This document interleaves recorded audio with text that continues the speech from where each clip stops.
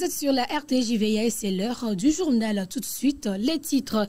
Pasteurs, diacres et diaconesses de la région ecclésiastique Golfe-Ouest se sont retrouvés samedi dernier à Agoué, Télé-Sous-2 pour le compte d'un séminaire. Une rencontre au cours de laquelle ils ont été enseignés sur les qualités que doivent détenir un bon serviteur. Les détails à suivre. Page internationale en RDC. Les conflits à l'est du pays s'intensifient. Les chefs religieux tentent une médiation pour un retour à la normale. C'est tout pour les titres. Mesdames, Messieurs, bienvenue au journal. Un séminaire des pasteurs, diacres et diaconesses s'est tenu samedi dernier à Agoué, Télé-Sous-2. Les participants ont appris comment être un bon intendant. Paul Emmanuel pour les précisions. L'intendant de l'Église est l'administrateur responsable des biens de l'Église. Il doit donc avoir certaines qualités pour bien gérer ses biens. Ces qualités ont été rappelées à ses serviteurs de Dieu au cours de ce séminaire.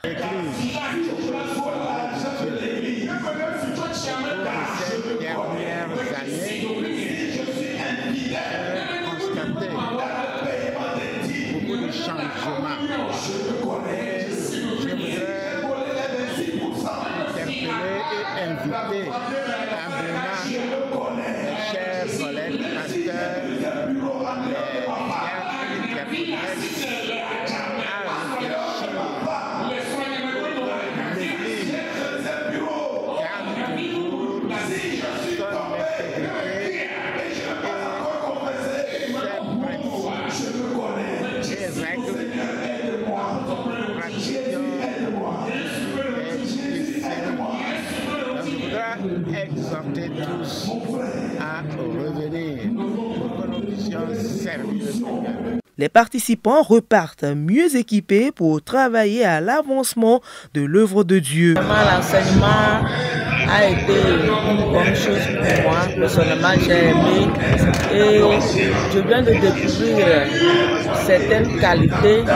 On nous a parlé d'être un bon intendant et on nous a donné beaucoup de choses. Et on nous a dit que l'intendant est responsable et en tant que serviteur de Dieu, avoir de bonnes manières pour que l'œuvre de Dieu soit bien avancée, pour que nous puissions nous entraider pour la gloire du Seigneur. Ceux qui remplissent convenablement leur ministère s'acquièrent un rang honorable et une grande assurance dans la foi en Jésus-Christ. 1 Timothée 3, verset 13. La main de l'ennemi ne prévaudra pas sur l'Église du Seigneur. C'est le thème du message livré dimanche aux fidèles des AD d'Adi de Gombe. Ils ont été exhortés à puiser leur force en Jésus afin de triompher de l'adversité. Le sang de Jésus crie plus fort que tout autre sang. Par son sacrifice sur la croix et sa résurrection, il confère à tout chrétien le pouvoir sur l'adversité. Ainsi donc, la mort et les forces des ténèbres n'ont plus de pouvoir sur tous ceux qui croient à la puissance du sang versé pour le salut du monde. Nous avons parlé de la source de notre victoire, la source de la victoire du croyant. J'ai parlé de la croix, qui est l'autel triomphal, qui a triomphé de tous les autels et de tous les sacrifices pouvant empêcher le croyant de vivre et de dominer le monde. Et notre ennemi commun, c'est le Satan. Bon, nous avons dit que la source de notre victoire, c'est la croix de Golgotha. Ensuite, nous avons donné la source de la victoire, nous avons donné la puissance de la victoire, qu'est le Saint-Esprit que Christ a mis dans chaque chrétien pour combattre et devenir comme lui pour aboutir à la victoire. Ceux qui sont fatigués, qui sont découragés, ceux qui ont des maladies, qui traversent des épreuves, alors en écoutant qu'il y a une victoire à la croix, on reprend de force. Et en sachant qu'il y a une force qui peut leur revenir, ils vont retourner, rechercher le baptême du Saint-Esprit qui va les revivifier pour les faire progresser et au lieu de l'échec, ils vont aboutir à la victoire finale. Il est effectivement avec nous. Si on peut revoir notre manière de l'adorer, de le chercher, effectivement, comme le message du jour l'a dit, la main de l'ennemi ne va pas prévaloir sur notre vie. Parce qu'il y a une victoire qui a été déjà acquise pour nous au calvaire. Et nous devions croire au sacrifice du calvaire et considérer la victoire acquise par le Seigneur et chaque jour marcher dans cette victoire, pour que les situations que nous trouvons aujourd'hui, nous puissions effectivement trouver leur solution en Dieu. Il n'y a pas de solution en dehors de Dieu, en dehors de Jésus. Non, il n'y en a pas. On va essayer, mais on reviendra à la source. Donc le mieux maintenant, c'est de chercher Dieu selon sa parole et trouver du temps pour lire quotidiennement la Bible. Ça va beaucoup nous aider.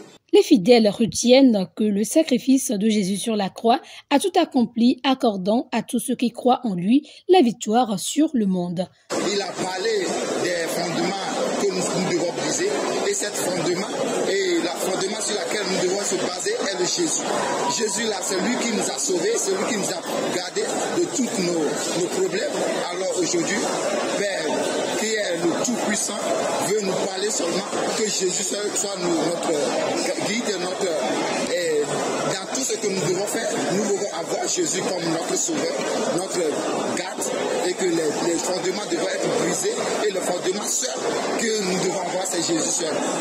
Parce qu'il nous a donné son sang pour nous sauver, pour nous purifier. Alors aujourd'hui, je veux dire quelqu'un que si tu n'as pas Jésus, que je t'invite à avoir Jésus dans ta vie.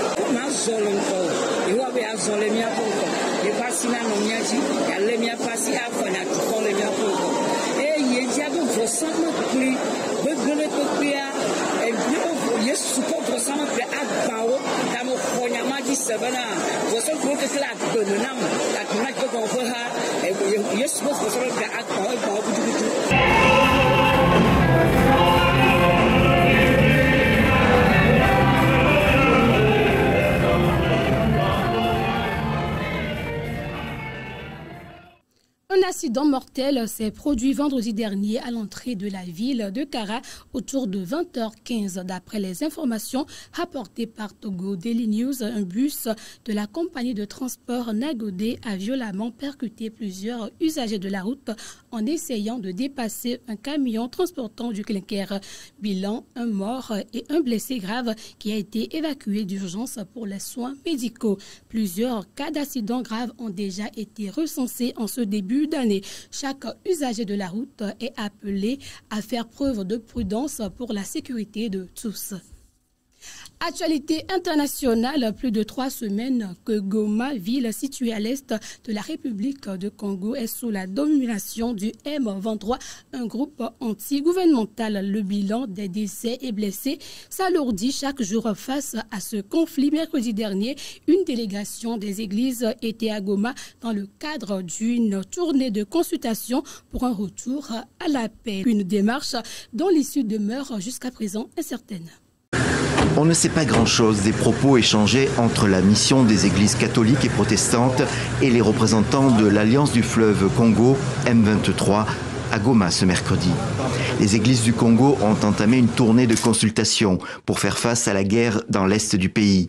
Mais la rencontre de Goma fait grincer des dents et à la sortie, Monseigneur Donatien Tcholé se justifie.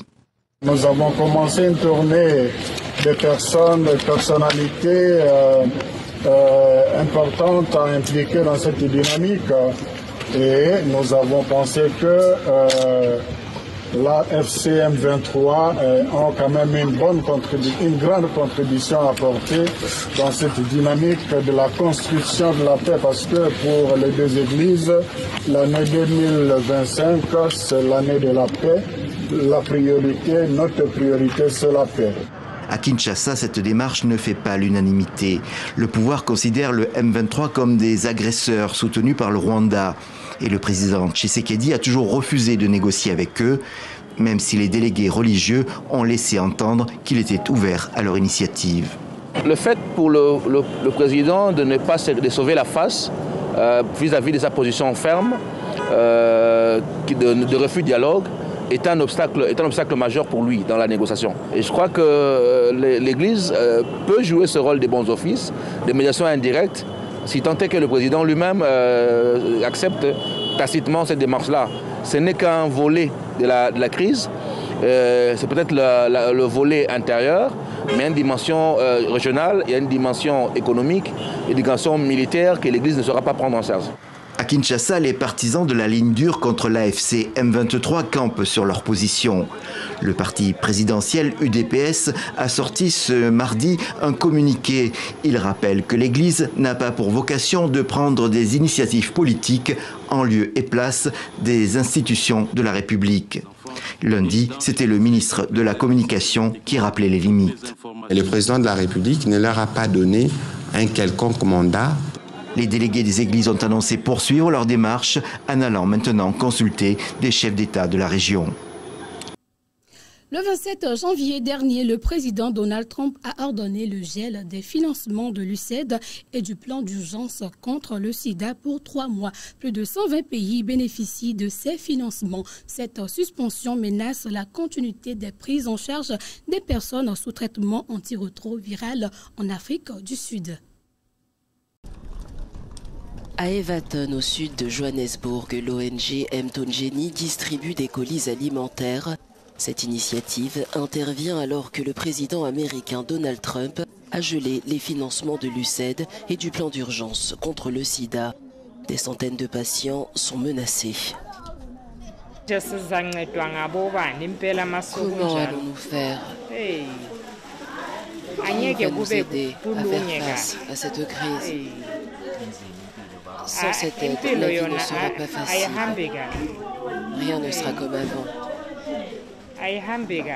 Sans ces financements, la continuité des traitements et des visites à domicile est compromise, mettant en danger la santé des patients sous traitement anti. C'est la fin de ce journal. Merci de votre fidélité à la RTJVA. Excellente suite de nos programmes. À la prochaine.